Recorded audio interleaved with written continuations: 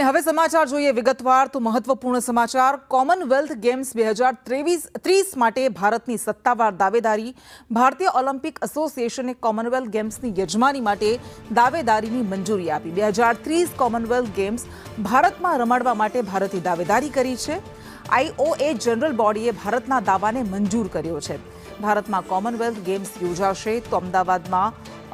જો આ મંજૂર થાય છે તો ભારતમાં અમદાવાદમાં કોમનવેલ્થ ગેમ્સ યોજાઈ શકે છે તો કોમનવેલ્થ ગેમ્સ 2030 માટે ભારતે દાવેદારી કરી છે 2030 કોમનવેલ્થ ગેમ્સની ભારતની દાવેદારીને મંજૂરી અપાય છે અને જો આ દાવેદારી મંજૂર થાય છે આખરે એ સ્વીકારાય છે તો કોમનવેલ્થ ગેમ્સનું આયોજન ભારતમાં અમદાવાદમાં કરવામાં આવી શકે છે આ મહત્વપૂર્ણ સમાચાર એટલે ઓલિમ્પિક ગેમ્સ માટે અત્યારથી જ અમદાવાદે તૈયારીઓ આદરી દીધી છે પરંતુ તે પહેલા કોમનવેલ્થ ગેમ્સ 2030 માટે ભારતે જ્યારે દાવેદારી નોંધાવી છે તો એ અમદાવાદમાં તેનું આયોજન થઈ શકે તેવી સંપૂર્ણપણે શક્યતા દેખાઈ રહી છે આઈઓએ જનરલ બોડીએ ભારતના દાવાને મંજૂર કરી દીધો છે 2030ની કોમનવેલ્થ ગેમ્સ ભારતમાં રમાડવા માટે ભારત તરફથી દાવેદારી પ્રસ્તુત કરવામાં આવી હતી વધુ વિગત સાથે સંવાદદાતા હિરેન રાવલ આપણી સાથે જોડાયા છે હિરેન ભારતે દાવેદારી કરી આઈઓએ બોડીએ મંજૂર કરી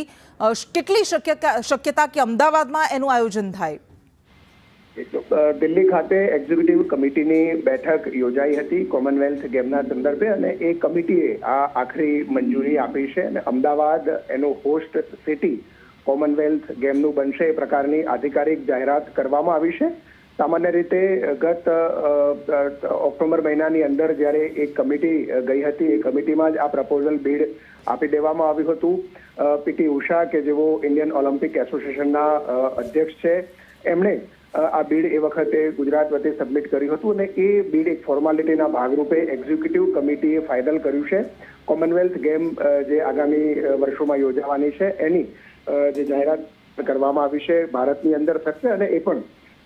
2030માં અમદાવાદ એનું હોસ્ટ સિટી રહેશે એ પ્રકારની આધિકારિક પુષ્ટિ કરવામાં આવી છે ગુજરાત સરકારે પણ આ કોમનવેલ્થ ગેમ અંગેની તૈયારીઓ ઓલરેડી અગાઉથી જ શરૂ કરેલી છે જી બિલકુલ આભાર